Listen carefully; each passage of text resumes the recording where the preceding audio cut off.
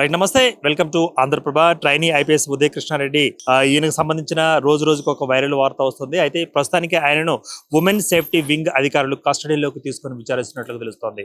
అయితే కస్టడీలోకి తీసుకునే క్రమంలో ఆయన దగ్గర ఉన్న మొబైల్ ఫోన్స్ గురించి కూడా ఆరా తీస్తున్నారు. ఇప్పటికే 2 మొబైల్ ఫోన్స్ లో ఒక మొబైల్ ఫోన్ మిస్ అయినట్లుగా మరి పోలీసులు గుర్తించారు. అదేవిధంగా మొబైల్ ఫోన్ ఏదైతే మిస్సింగ్ అయ్యి ఉందో ఆ మిస్సింగ్ అయిన దాంట్లో మరి బోలెడన్ని రహస్యాలు కానీ సీక్రెట్స్ కానీ మరిన్ని అంశాలు కూడా లీక్ అయ్యే అవకాశం ఉంది అంటూ కూడా వారు ఆ రెండో ఫోన్ మిస్సింగ్ అయిన దాని మీద ప్రత్యేక దృష్టి పెట్టినట్టు తెలుస్తోంది.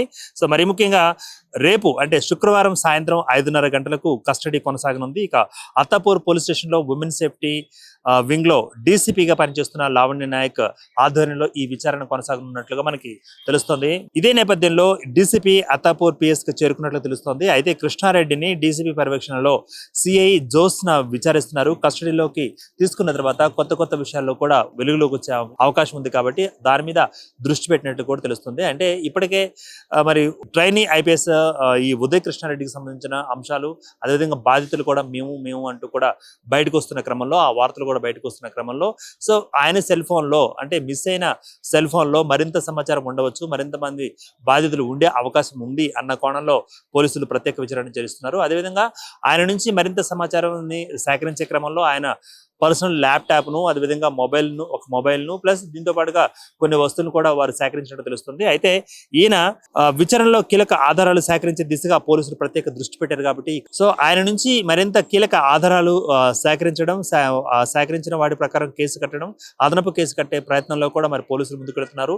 ఇందులో భాగంగా ఉప్పరపల్లి కోర్టులో ప్రత్యేక పిటిషన్ ను పోలీసులు దాఖలు చేశారు. ట్రైనీ ఐపీఎస్ గా ఉన్న మరి ఈ కృష్ణారెడ్డిని మాకు 11 రోజుల పాటు మాకు కస్టడీకి ఇవ్వండి అంటూ కూడా వీరు ప్రత్యేక దరఖాస్తు చేసుకున్నారు. అయితే ఒక 2 రోజులు మాత్రమే పోలీసులకు అనుమతించడం జరిగినట్టు తెలుస్తోంది.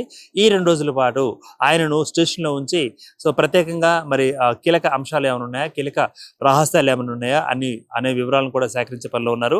మొత్తానికి 2 రోజుల పాటు కస్టడీకి న్యాయస్థానం అనుమతించింది కాబట్టి ఈ 2 రోజుల్లోనే అతని నుంచి ఇంకేమైనా రాబట్టవలసిన అంశాలు ఉన్నాయా, రాబట్టవలసిన కీలక అంశాలు ఉన్నాయన్నట్లుగా పోలీసులు కూడా మరి విశ్వ ప్రయత్నం చేస్తున్నారు. అదేవిధంగా మహిళా ట్రైనీ ఐపీఎస్ ఆమెతో పరిచయం చేసుకోవడం, లైంగిక వేధింపులు సో తదితర అంశాలపై పోలీసుల విచారణ కొనసాగనుంది. సో మొత్తం మీద ఈ ఘటన గత నెల 28న పోలీసులు అరెస్ట్ చేసిన అంటే ఈ నేపథ్యంలోనే ఉదయ్ కృష్ణారెడ్డిని గత నెల 28నే ఇదే అంశం మీద మరి అరెస్ట్ చేసినట్లు కూడా అందరూ తెలిసిందే. సో 11 రోజుల పాటు మాకు కస్టడీకి ఇవ్వండి అని పోలీసులు కూడా ప్రత్యేక అభ్యర్థన చేసిన తర్వాత సో ఒక 2 రోజులు మాత్రమే ఈయనను కస్టడీలోకి తీసుకున్న క్రమం ఉంది.